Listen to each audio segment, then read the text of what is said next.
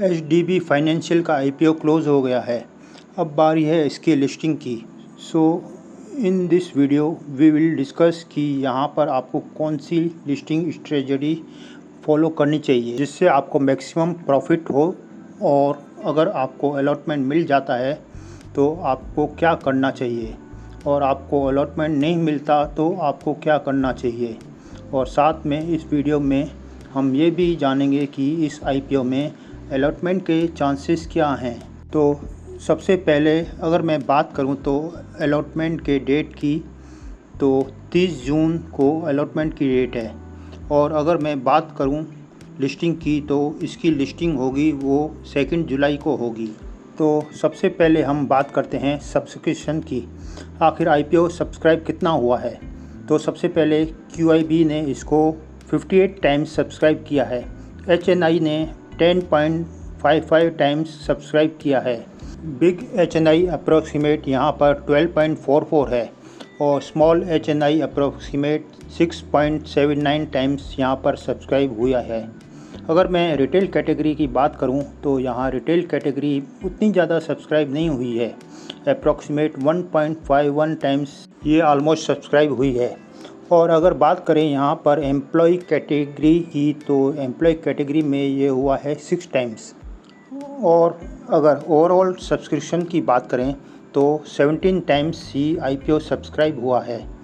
तो HDB financial में जो अलॉटमेंट के चांसेस बिग HNI में आप मान सकते हो 2 लोगों में से एक को यहाँ पर अलॉटमेंट मिल जाएगा। अगर मैं स्मॉल HNI की बात करूं तो यहाँ पर अलॉटमेंट की जो चांसेस हैं आप मान सकते हैं कि 6 लोगों में से किसी एक को अलॉटमेंट मिलेगा। यहाँ पर आप ऑलमोस्ट इसको कह सकते हैं 1/6। तो अगर मैं रिटेल कैटेगरी की बात करूं तो रिटेल कैटेगरी में अप्रॉक्सीमेट यहाँ पर सभी को अलॉटमेंट मिलने वाला है। जिसने भी अप्लाई किया है उसको एक लॉट कंफर्म मिल जाएगा। हाँ, और अगर हम बात करें शेयर होल्डर्स कैटेगरी की, तो शेयर होल्डर्स कैटेगरी में बेसिकली जिसने भी मैक्सिमम 13 लॉट अप्लाई किए हैं उसको 3 लॉट मिलने कंफर्म है। अगर हम फाइनल कंक्लूज़न निकालें अलॉटमेंट का, तो अलॉटमेंट बेसिकली रिटेल कैटेगरी में आपको मिलने ही वाला है। अगर आपने एक या एक से ज़्यादा लॉट अप्लाई किए हैं तो आपको एक लॉट तो यहाँ पर कंफर्म मिल जाएगा। तो अभी एक बार आईपीओ का यहाँ पर ओवरव्यू देख लेते हैं।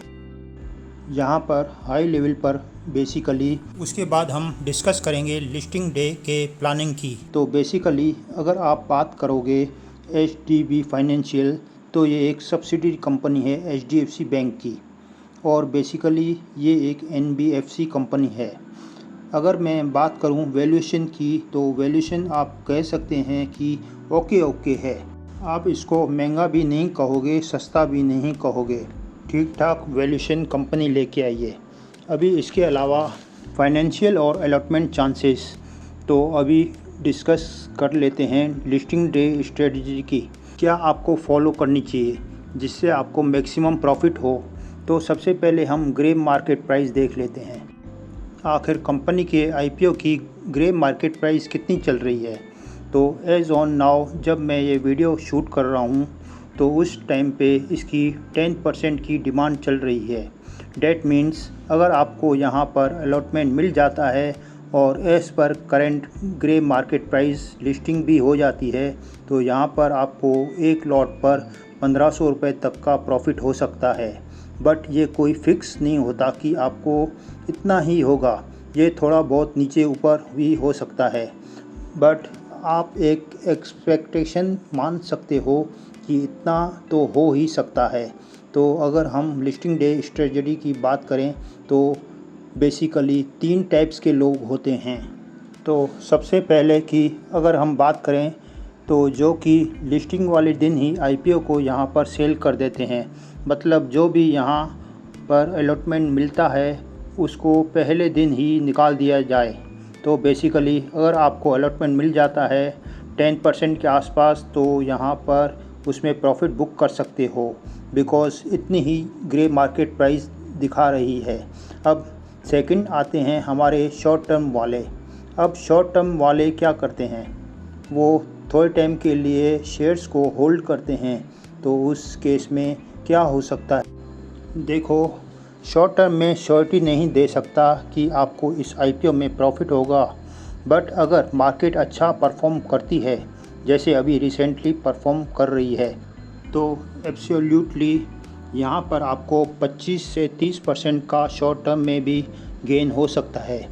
तो अगर आप थोड़ा बहुत रिस्क ले सकते हैं तो यहाँ पर शॉर्ट टर्म के लिए भी शेयर्स को होल्ड कर सकते हैं। अब बात रही लॉन्ग टर्म के लिए। जो लोग लॉन्ग टर्म के लिए अप्लाई करना चाहते हैं तो यहाँ पर एक चीज़ बता देता हूँ कि कंपनी है एचडीएफसी बैंक की और कंपनी के फाइनेंशियल भी ठीक हैं और एनपीए भी यहाँ पर सबसे कम है, 0.9% के आसपास। यहाँ पर इसका जो रेट है वो आप मान सकते हो कि कंपनी अच्छा चल रही है, अच्छा काम कर रही है, अपना बिज़नेस भी अच्छी तरीके से चला रही है, तो आने वाले टाइम में काफ़ी अच्छी ग्रो कर सकती है।